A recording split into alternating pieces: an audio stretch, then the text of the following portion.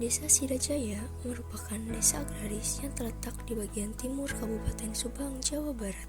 Secara administratif, desa ini terbentuk pada tahun 1980 dan memiliki luas wilayah sekitar 1.292,43 hektar yang terdiri dari sawah, perkebunan, dan pemukiman.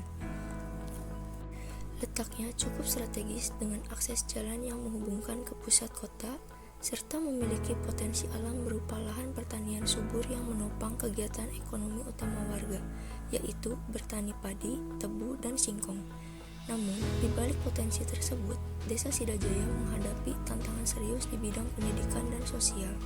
Terdapat ketimpangan dalam akses pendidikan, keterbatasan fasilitas belajar, rendahnya budaya literasi, serta minimnya keterlibatan orang tua dalam proses pendidikan anak. Permasalahan ini menjadi perhatian utama dalam perencanaan program kerja KKNM yang akan dilaksanakan.